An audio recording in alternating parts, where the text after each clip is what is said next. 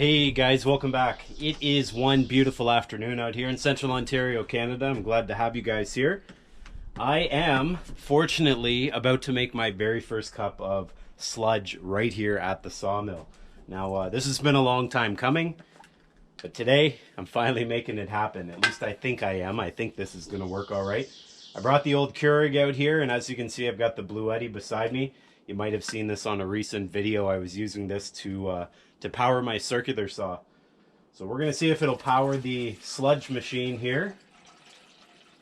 And if it will, that would be a beautiful thing, because up till this point, typically I've been bringing a whole bunch of travel mugs and thermoses. And obviously at the rate I drink sludge, that didn't last a full day. So hopefully this works as well as I'm thinking. Okay, got it turned on. We're using AC power, just like in the house. AC on. We're at 93% battery. And let's see what we're gonna do here. Hey, it works. At least it's powering on. I'm drinking this stuff here and I don't really like it, so I'm not even gonna show you it. I don't have any of the good stuff left.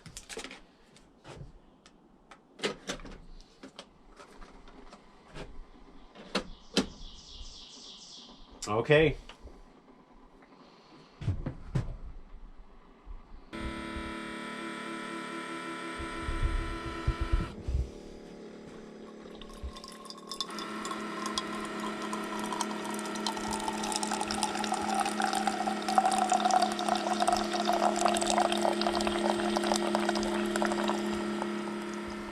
Well, I'd say that looks just about good enough to drink. That sludge is going to be nice being made out here fresh compared to hauling it back and forth from my house. When I'm out at my house and I'm making it, it's obviously easy, but then I have to carry it in bulk with a whole bunch of containers, and well, once I'm out of it, I'm out of it. When I have the machine out here, I can make it on the fly. The bluetti here, if you haven't seen it before, I'll put a link to this in use in one of my other videos at the end of this one. This thing's quite handy for me. It's obviously all electric. It doesn't have any engine of any sorts here. This thing is going to allow me to use all my tools, and obviously trying it out with another tool that's important to me, the sludge machine, it worked out quite well. So this thing here will also charge my cell phone, which I'm about to do. I'll just put it up on top there. You guys can see there, you can set it up in either of those spots. I'll probably also use this from time to time to bring out my cordless drill. You know, I use my cordless drill out here doing various things, and I need a place to charge it. I'll put it here. Might also use it, I don't know, maybe I'll try it in the winter time and put an electric heater out here. If you've been around the channel for a while, you know that it's awful cold here in central Ontario in the winter.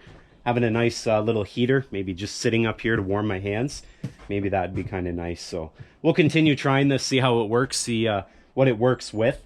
Now, in terms of powering this thing, I plugged it in at my house before I brought it out here. This can also get charged from a solar panel. So there are solar panels available for this. And obviously, if I had that option, maybe I could put it out here. I could leave this thing out here indefinitely, and it would power everything I needed to. So that would be kind of handy, because I got a whole bunch of ideas of other tools I could use out here, like a circular saw or a chop saw. It'd be kind of nice for cutting my material to length. Then I don't have to do that at another time. Maybe that's something I'll look to in the future. Maybe I could even have, well, I'll hold that idea for another time. But anyways, it's a great addition, and obviously with the sludge coming out hot, I'm pretty happy with it. Anyways, what we're doing today here, folks, if you have a look at this log pile here in behind the log loader trailer, we're going to take care of them. Those are some leftover logs that I've cut down from some recent thinning. So some of these are going to be beams for my log cabin build. Some are going to be rafters.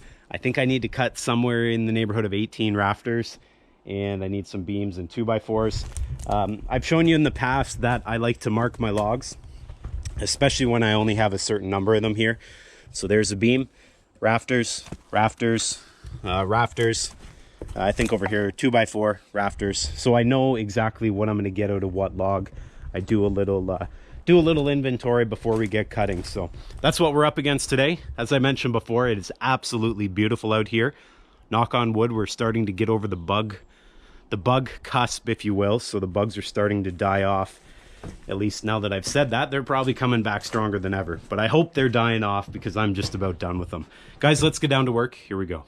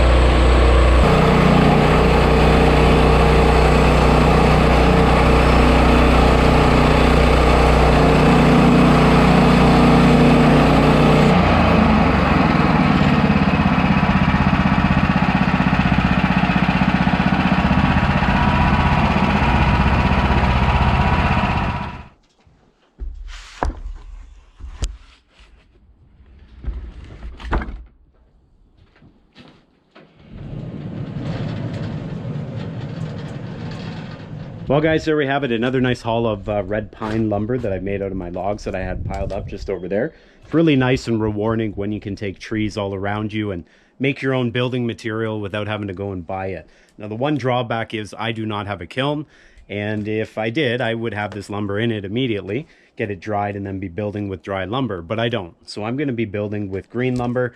All of these little outbuildings you see around here, they were built with green lumber. Now, you will get some shrinking, and that's just a fact of life, but I've found as long as you're sort of aware of that, it's not going to be an issue.